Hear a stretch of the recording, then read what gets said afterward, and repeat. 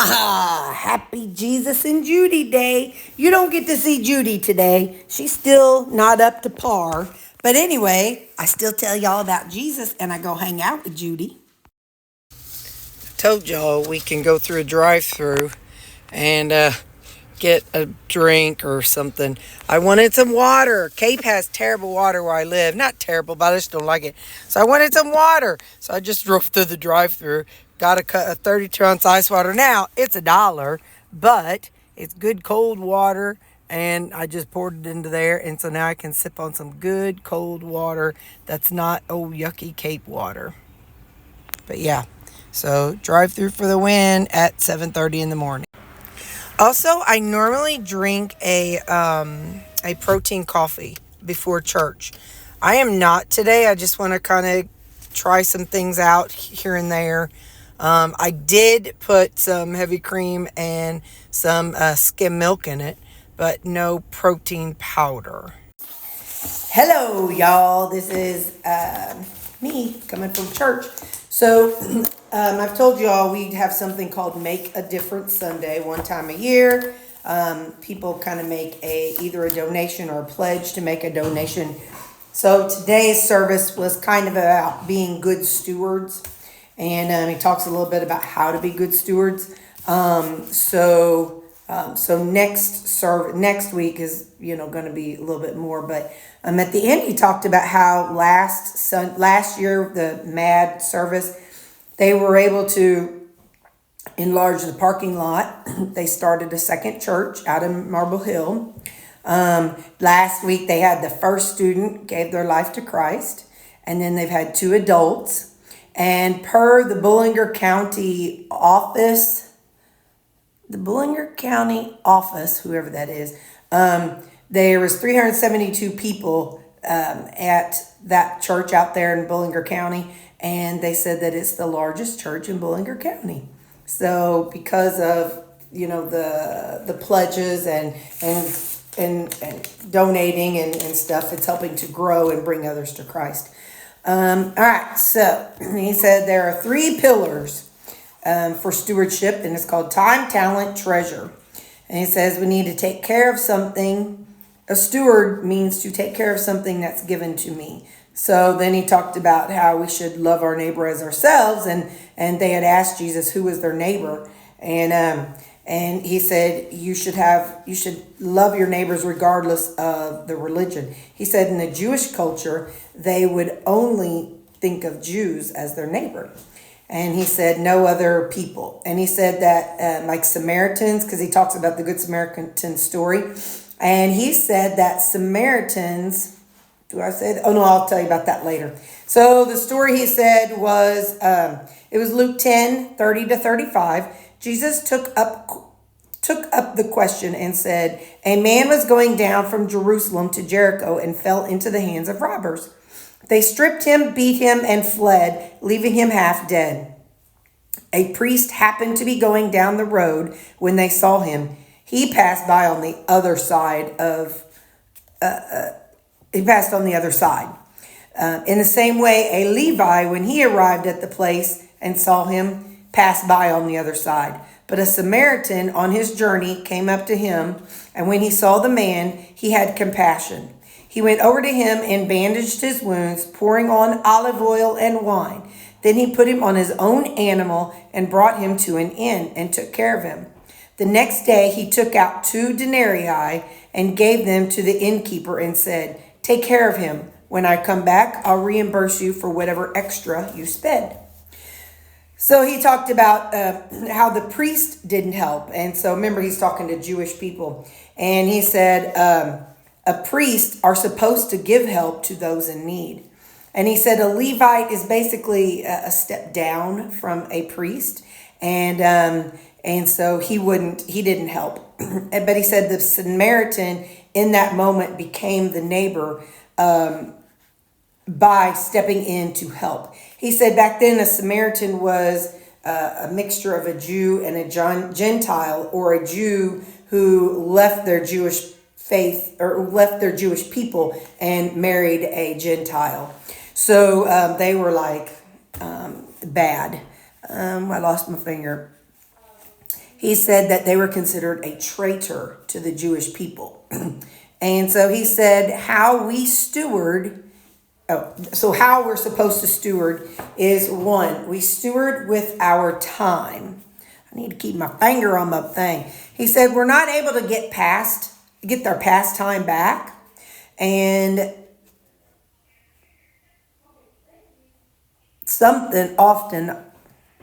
we often overlook the minutes to help or pray or fulfill a need. So he said we need to have compassion, which is a drive of passion. He said the Samaritan took time to help.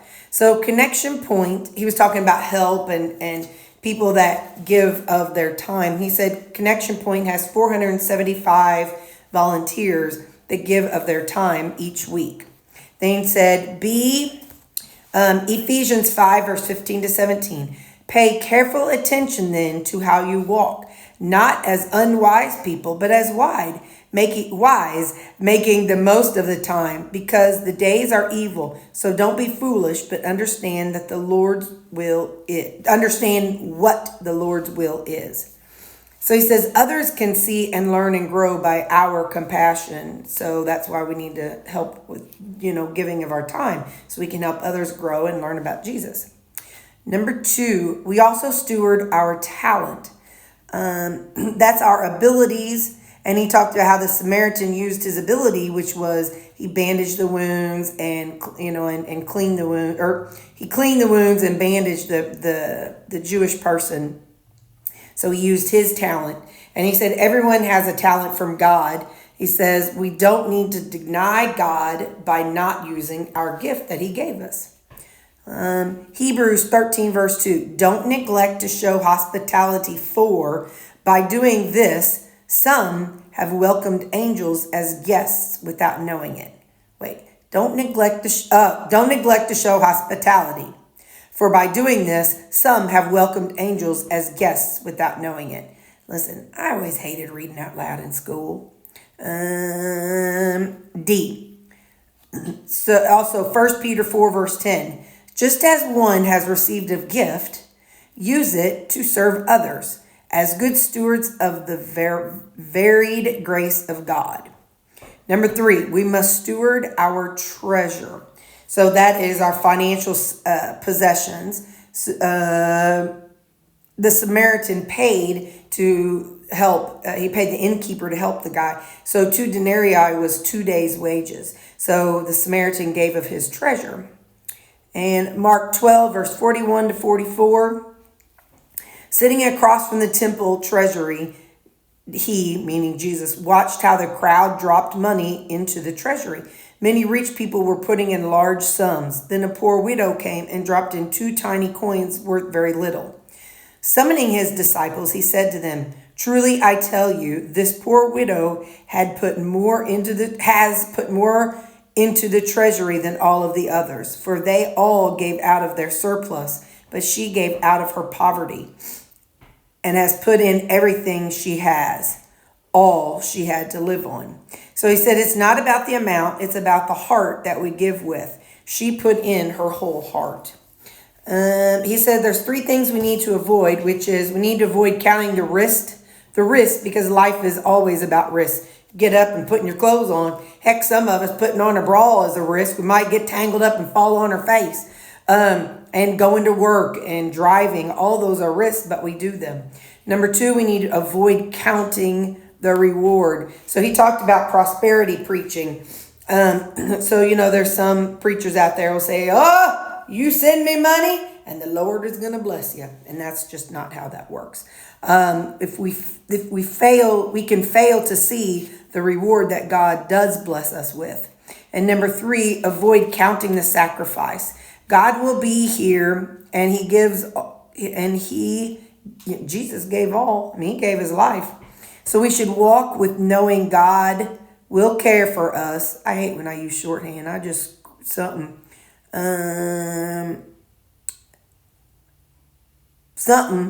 Anywhere, anytime. For example, volunteers, so people that volunteer, there's risk, but they're doing it and bringing people to God. And public, talking about Jesus. So whenever, we talk about God here and down the comments, The big takeaway. God has given each home, that's, each of us where we live, and where our heart is, all that it needs to impact the world. It just needs good stewardship to be effective. So that's what it was.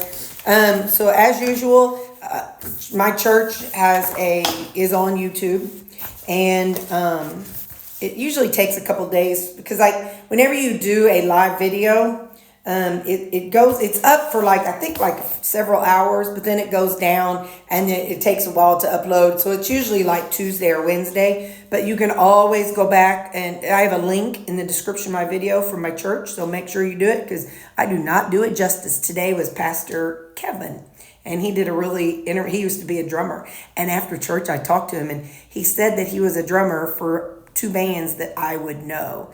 He said, but he was living a very, very bad life, and he made fun of Christians, and I don't know the bands, but anyway, he said that, I don't know if he got fired or something happened, is what he was telling me afterwards, and so he said, but it was the best thing that ever happened to him, because then he would be able to give his life to Christ and move to our area.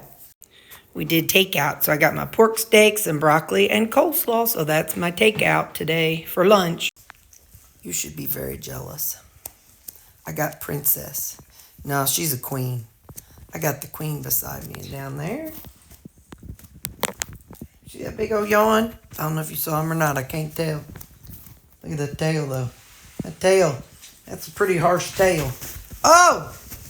And now what we got? Well, it's 3:20. I'll give you one reason why he's up here. It's close enough to mealtime. It's close enough that he thinks he's dying. This poor boy, he always thinks he's dying, don't you? I know you do. It's you on there. That's you on there. Yeah. Listen, you monster. I know exactly what you want. You're not getting it yet. It is too early. He hates when I tell him it's too early. Hey, no, it's too early. Not yet, no. Nobody has any OOD. No, sir. No, sir. I'll pet you.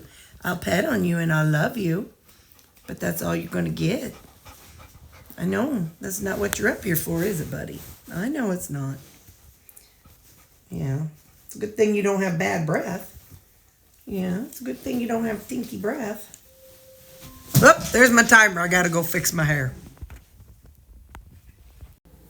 So, hey, I'm going to put it in fast motion for you, but I'm going to show you how, I wore my hair curly today, and this is the easiest way for me to make it straight the next day. I just use hot rollers, and then tomorrow it'll be straight. I just wear them right now. So I turn it up and let it warm for 10 minutes. That's what I told my Alexa to tell me. Now, I'm going to speed this up so you don't have to listen to me talk. I'm just going to speed it up. But now you're going to see how I do my hair. Haha, I'm the fastest hair fixer in the West. I bet you all wish you could do your hair that fast. Dum dum dum dum dum dum dum dum dum bonanza. Look at me go, y'all. So the purpose of this is not that I'm trying to curl it, but I'm using these really jumbo rollers because it helps smooth it out. When you have curly hair and you start touching it, it feels it feels almost like it is frizzy and just ick. And so it's almost almost scratchy. But when you straighten hair, it feels very soft and silky. So this is my lazy way. So tomorrow I'll just be able to run my flat iron through it, and that's that. But I'll show you when I take these out. Okay, it's been about 15 minutes, and I'm not trying to get it bone straight. What I'm trying to do is just get some of that fuzzy curl out of it. So it kind of helps get rid of some of the frizz. Because like I said, tomorrow I'll flat iron it. And I'm not worried about getting every strand straight. So the underneath part, it doesn't get straight. But You saw how much trouble I had combing it earlier. I'll show you what brushing it. Oh, gotta get it in the right spot. So now it's just a totally different texture when it's straight than when it's curly. So now, I mean, it's fluffy and we ain't worried about that. But the whole point is now it's smooth and so I'll be able to flat iron it tomorrow. So that's kind of what I do with my hair if I've gone curly and plan on doing it straight for the rest of the week. So see, now my hair is smoothish and softer. Anyway, yeah. How you doing? When I was at Mom's, I had no nuts, none. I had one pepper and I had like 4 little teeny tiny cubes of cheese. That's all I had other than our lunch. So, and I did not use protein powder in my shake this morning. I just wanted to kind of try that out. So tomorrow we're starting our tracking macros. I'm not jumping to change anything at first. I'm not trying to meet any goal, not trying to be keto or carnivore. I'm not trying nothing. I tell y'all, you just start tracking and you go from there. You don't have to know what you want your goal to be, your target numbers. You don't have to know. And I did not salt this. I look for that dang salt every time. And every time it's behind you. Why y'all always hiding my salt from me? That's what I want to know.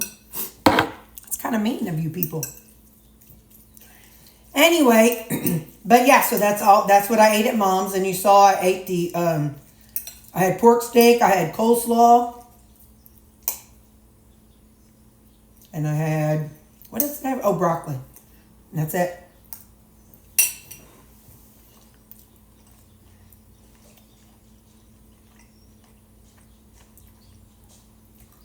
This is cubed steak, chopped steak, and 3 eggs. And 2 pieces, well, 1 full piece, but 2 half pieces of pork belly. So,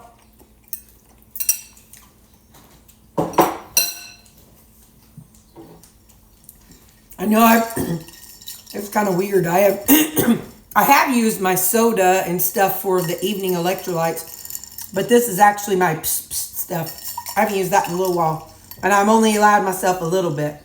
So I'm going to be choking down these electrolytes. And it's a big old scoop. You know it's going to be nasty, but we're going to wolf it down.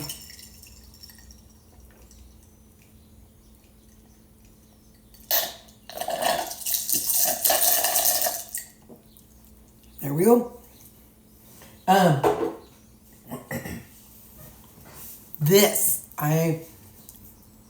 They had different flavors in the, well, maybe I just chose different flavors. I don't remember. So, this is Keto Chow. Mint chocolate, like mint chocolate chip, and Equip Prime peanut butter. So, let's see what we think about that. Yeah, that's good. I did not put electrolytes in tonight.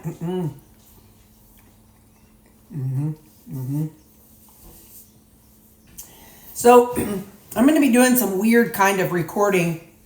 I'm not really sure what's going to be the best for how it to work, but in the evening, I cook tonight's meal. And then I also cook tomorrow's lunch, some meat. So, what I'm trying to do is show you how I cook the next day's lunch. But since I'm cooking at the exact same time, I can't really record part for one and part for the other. It's just really difficult. So just know, going as of tomorrow, I will show me recording the next day's lunch. And then the cooking, rewind. I will show me cooking the next day's lunch, and I'll talk about the following day's lunch macros. And then when we come in here and eat, I will tell you what I'm eating, the macros, and at the very end of my videos, I will post my macros for the day. If you want, I can post the macros for the 2 times. I don't know. I have a scale at work, so I'm going to be weighing my coffees. Don't you be worrying about that, none. So I'll be doing that at work. But yeah, it's all gonna, it's just how it's gonna be. So in the morning, I won't weigh the actual coffee, but what I've always done is I set my coffee on my scale. I put in a splash of whatever, and then I write that down, and a splash of whatever, and I write it down, and that's what I plug in. Because, you know, you got to track everything. Now, I didn't track the extra rendered fat in my skillet for my burger tomorrow. I'm really not sure how I'll do that, because I'm cooking 2 meals at once, and I'm not adding any extra fat right now. Because what I was doing is pouring the fat out onto my food, but I don't want to do that. So it's just going to be whatever it absorbs from each other. You know what I mean? So we're just winging it and seeing how things go. So stay tuned tomorrow as we're starting off. I'll still continue my intermittent fasting, but I want to track. I want to see how things are looking. And because I always tell you, if one of you emails or texts me or whatever, or messages me, oh, by the way, look at my leg. Look at that. It's getting better. Look at that. Just a little outer ring. Still got a bump right there, but it's all right. Look, it's just a big old circle. Looks like ringworm, don't it? Anyway, if any of you all know, if you've ever messaged me and been like, hey, Terri, I'm stuck. What can I do? What do I always ask? Are you tracking? And a lot of people say, no. I'm like, track. I can't tell you what's good, bad, high, low, fatty, not fatty. I can't tell you unless I have data. And I don't have the training to tell you what to do. I can only tell you my own perspective. Because remember, while I am a nurse, it's against the law for me as a nurse to make a recommendation. Like I can't, if a coworker walks in and says, hey, do you have any Tylenol? I can't say, here you go, here is 2 Tylenol, because that is a nurse prescribing without a license. And I don't have a prescribing license. So by the same token, with you all in weight loss, all I can say is this is my experience. This is what I would do if it were me, but I can never tell you what you should or shouldn't do. So just keep that in mind as you're listening to me. So, all right, well, I'm gonna let y'all go. I'm gonna eat my supper here, and it was a good day with Judy. We had a good meal. Her hand's doing really good. I forgot, well, she had her dressing on it. It's a little line right here, and she's got a little piece over it. And anyway, she said tomorrow she's going to the gym. She's getting tired of being stuck in the house. So she lives like about 6 blocks from the gym. So she's going to just tootle herself right over to the gym, walk inside. She knows she can't pull and push and lift anything, but she could use her leg muscles and push on stuff with her legs. So, all right, bye.